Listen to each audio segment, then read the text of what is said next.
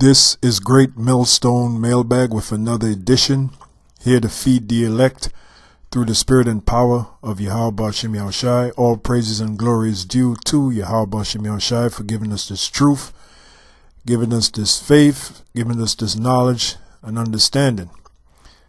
Now in this edition, I want to pay homage to a great man, and that would be King James, who was responsible for the King James Bible of 1611, which was a work that he put together with 54 scholars and translated the Bible from the Hebrew, the Greek, and the Latin.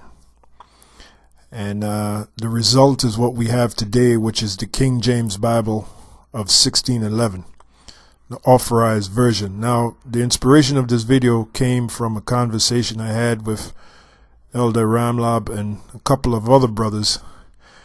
And I mentioned how King James was a sickly man. He was a man plagued with many illnesses. And to bolster my point, I went to Google, because it's worth a Google, and I typed in, was King James sickly?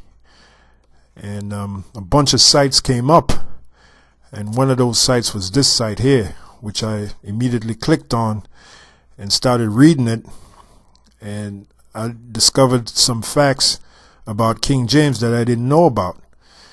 And I knew he was a sickly man, but I discovered some other stuff I didn't know about, so I said this would be a perfect opportunity to make a video and enlighten the brothers out there, because after all, we do use, we had Great Millstone among the different camps. We do use the King James Bible, the 1611 edition, to make our points and to teach the scriptures with.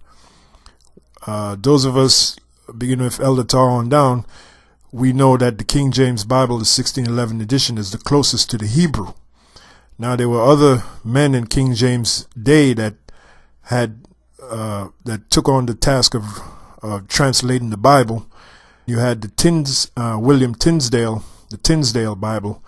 But of all the individuals that took it upon themselves to translate the Bible from its original Hebrew and Greek text, the most famous was King James.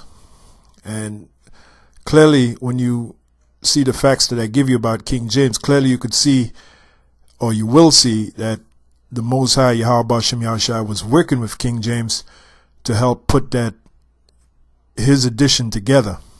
All right, it was definitely a work of the Spirit of the Lord Yahweh Shem Yahushai, and hopefully after this lesson you'll have a newfound respect for King James and the work that he did. And it's my belief that King James is, he's back in the reincarnation, whoever he may be, and he's definitely in the truth. As a matter of fact, King James, those of you that have the red Bible that we use in camp, which is printed by the Watchtower Tract Society of the Jehovah's Witness, about the only thing that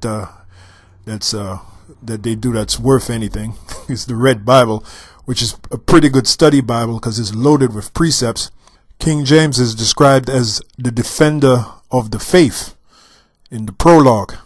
Okay, so King James is a great man indeed.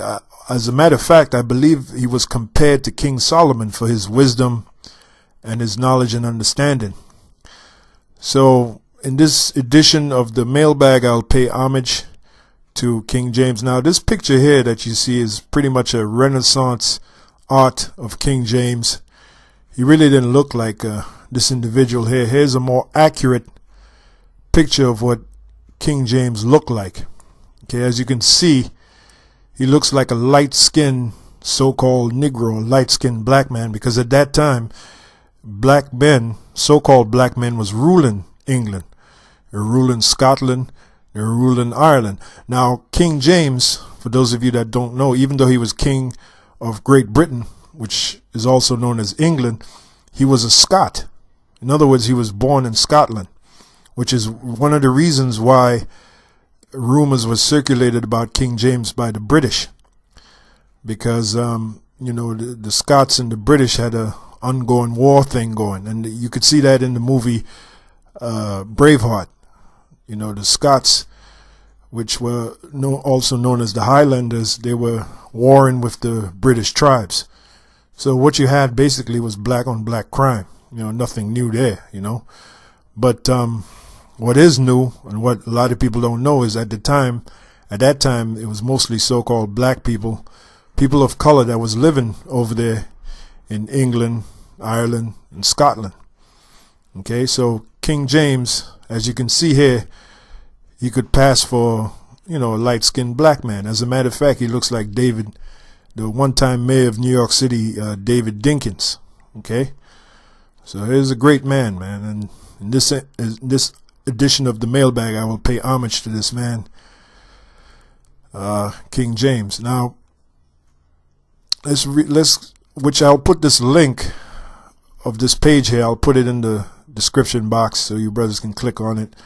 What I did was I took some of the highlights from this web page in the interest of time and copied and pasted on here in a notepad or in WordPad, and we'll just go through it. It says pretty much what's said here is what's said over here. Okay, so it says King James the First of England. That was his title in England, and in Scotland his title was the Sixth, King James the Sixth of Scotland. Interesting facts. Now keep in mind, like I said, King James was a Scot, so those of you that believe that the Scots were so-called white people, how do you explain King James? Was King James a so-called white man? And King James is also known as the defender of the faith. You can clearly see that in the prologue in the Red Bible of the King James Version, the authorized version. So now you're going to tell me that an Edomite is a defender of the faith? See, those of you that believe that, that shows that you are ignorant to history. Okay, you had slaves that was coming out of England, Ireland, and Scotland during that time period, being sent over to America. All the slaves did not just come out of the west of Africa, man. You had slaves that was coming out, so-called Negroes, slaves that was coming out of Europe, different parts of Europe, Portugal, Spain, okay, Italy, all right, France, Germany, England. As a matter of fact, Liverpool was I know that for a fact because my father told me when he used to live in England, my father told me that there was a slave port in Liverpool. You know, the place where the Beatles are from, Liverpool, city in England. You had a slave port out there. Okay, so you had slaves coming out of England. You had slaves coming out of Ireland. You had slaves coming out of Scotland. Okay, so it's time for you, individuals that call yourselves Israelites that are not privy to this knowledge. It's time for you to get wise, man. It's time for you to stop being simple and start start seeing the big picture. Okay, but alas, a lot of you won't. A lot of you are just simple as you can damn be. So you ain't gonna wake up. The only time you're gonna wake up is when you see them nuclear missiles coming for your ass. That's when you'll wake up. But anyway, enough of that. Let's get into the interesting facts here. King James the First was a Christian who wanted the Bible in the hands of the common man. Okay, and that spirit that he had was fueled by the Most High, Yahweh Shem Yahushua, because the main Bible we use is the King James Bible. And it took him 9 years, I think, to complete the project. He had 54 scholars with him, and they were all fluent in Hebrew, Greek, and Latin, okay, as well as King James himself. As a matter of fact, let's read on, because he's going to say that King James the First was a Christian who wanted the Bible in the hands of the common man, commissioned the authorized King James Bible in 1611, fluent in Greek, Latin, French, English, and his native Scots. So this was not a stupid man. All right. And that's how we're supposed to be. You're supposed to know or want to know other languages. Okay, being in this truth. I even took it upon myself to teach myself Italian. Okay, because number one, I love the language. I like the language. All right. Number two, when you learn another language, in this case Italian or Spanish, it broadens your horizon in understanding the meaning of words. Okay, which is very useful in this thing of ours. You'll be surprised the power you would have if you understand the meaning of words. Very few people understand the true meaning of words. I'm talking about etymology. And there's power in that indeed. All right, but it remains for the individual to see it. So again, King James was fluent in Greek, Latin, French, English, and his native Scots. Schooled in Italian and Spanish. So, that's impressive. All right, and that's really how we're supposed to be. All right. Formed the foundation for what is now known as the British Empire by uniting warring tribes of Scotland and then enjoining the crowns of Scotland and England in 1603. Okay. He was the first, it is written, blessed is the peacemaker. So just upon that alone, we see that King James was a blessed man because he made peace between the Scots and England, which, like I said, back then it was pretty much black on black crime. Okay, they were both Israelites, but one group was calling themselves Scots, Scotland. Another group was calling themselves England, or English, Scottish, English. Okay. He was the first to call his new kingdom Great Britain. So the term Great Britain came from a so-called black man. How about that? King James. Let's bring his picture up again. Okay, this is what he really looked like. Or this would be more accurate. All right. Remember, you had something called Renaissance art. So, he went from looking like this to pretty much looking like this. Okay. All right, so it says he endured racism as a Scot ruling over the English. So that's where all the snide remarks about James being a homosexual and all that crap, that's where that came from. It came from the British throne because they hated King James. I'll give you an example. You had an individual by the name of Guy Fawkes. Guy Fawkes was he had a plot to try to kill King James. It was called the Gunpowder Plot, to blow up the palace where King James was made home. Plot was discovered and Guy Fawkes was executed. Now, when you see the movie V for Vendetta, there's a character in there by the name of Guy Fawkes. Looks like this character here. Well, actually, Guy Fawkes was a bad guy because he tried to kill King James. All right, he tried to bring anarchy to the throne. All right, now in the movie he's hailed as a good guy, V for Vendetta, but he's actually, those of us that know our history, he's actually a bad guy. Okay, so as a matter of fact, this is something, a still that I took from a page, I believe it's Wikipedia. It says Guy Fawkes, also known as Guido Fawkes, the name he adopted while fighting for the Spanish, was a member of a group of provincial English Catholics who planned the failed gunpowder plot of 1605. And I discovered that King James hated the Catholic religion. All right, he hated it, which once again shows you that the Spirit of the Lord, Yahweh Shem Yahushai, was working with King James, because he hated the Catholic religion, which was prominent in England at that time. So, they had a gunpowder plot to try to kill King James, and Guy Fawkes was behind it, as I'm reading here, who planned the failed gunpowder plot of 1605. Fawkes was born and educated in New York. Okay, so that's just a little tidbit of information concerning King James. So reading on, it says he endured racism as a Scot, and I just gave you an example. ruling over the English, nevertheless had the love and admiration of many subjects. Years after his death, detractors tried to sully his good name. That's why today you'll hear people say that King James is a homosexual. You know, besmirchment, if that's a word, besmirch. That's where that comes from detractors who spoke ill of King James because they hated him, because he was a Scot. He was a Scot that ruled over the English throne. Okay. Unfortunately, it continues today.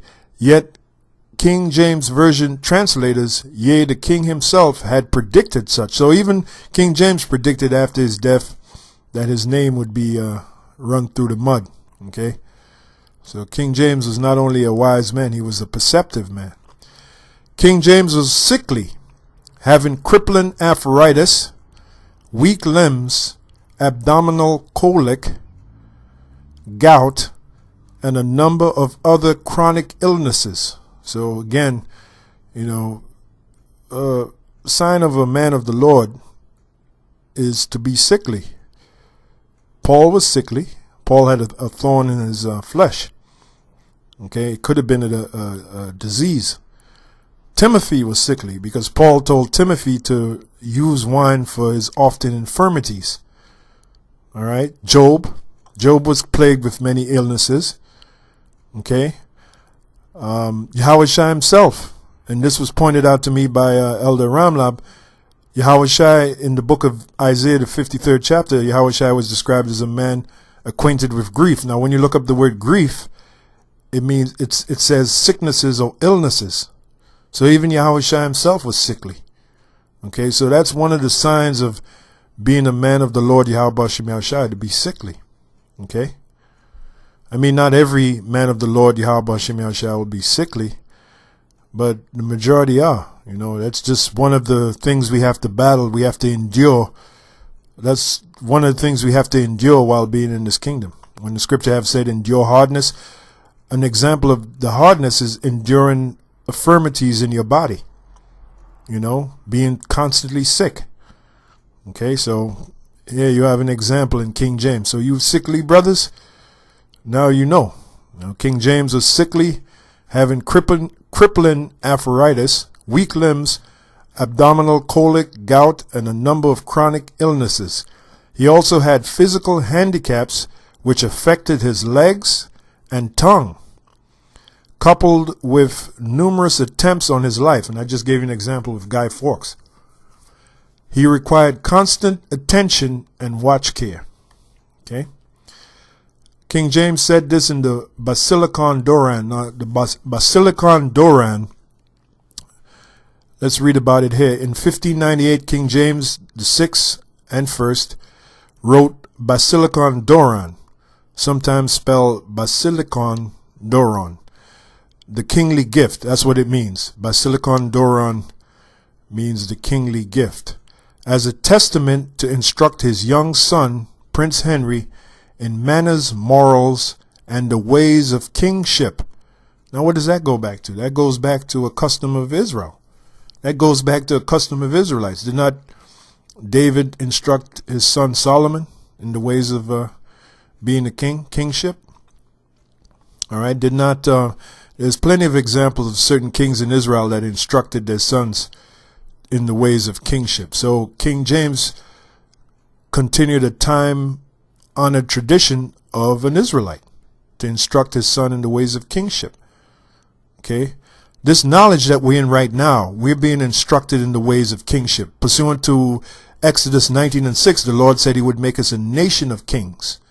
So this knowledge that we're receiving now is to be instructed in the ways of kingship. All right, so more and more you can see that straight up King James was not just an ordinary Israelite, he was a heavy Israelite. Okay. Prince Henry would not live to take the throne. He died in 1612.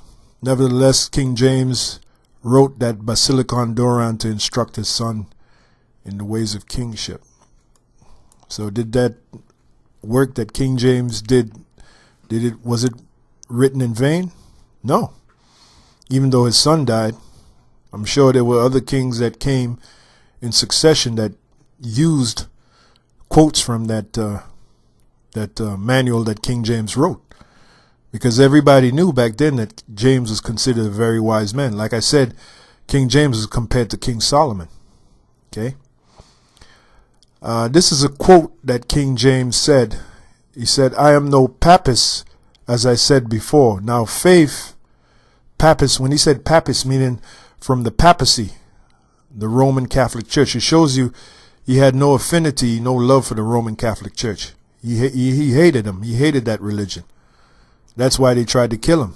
He used Guy Fawkes as the assassinator, which he failed, because the Spirit of the Lord, Yahweh Shem Yahushua, was with King James to deliver him.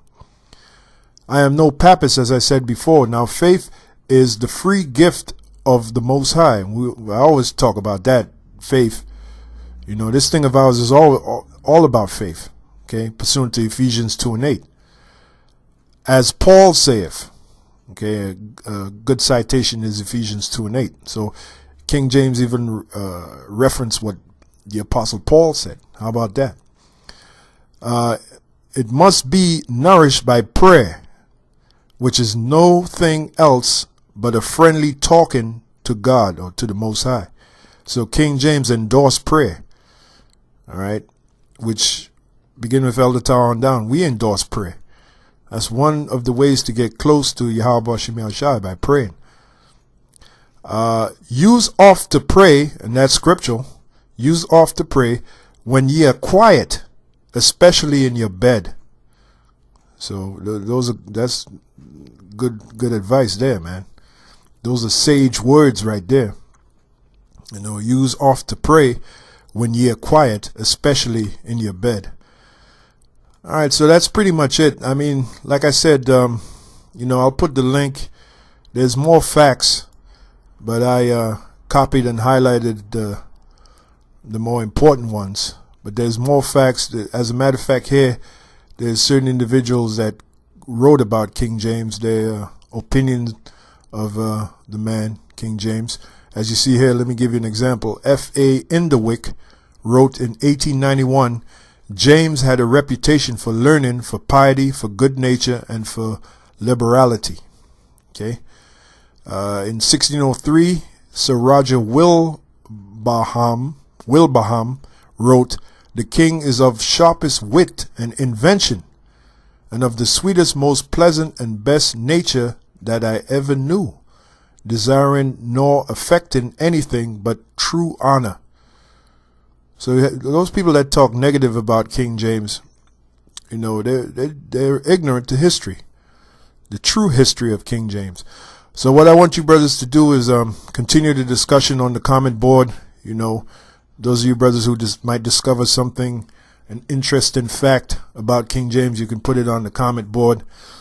And I encourage a discussion concerning King James. I mean, I took time out in this edition of the mailbag to pay homage to what I think is a great man, King James, and the great work that he did, seeing that that's the Bible that we use. So hope you brothers enjoyed this edition of the mailbag, and I'll be back with another edition. This is Great Millstone Mailbag, here to feed the elect through the spirit and power of Yahweh Shem Yahushua, and say shalom.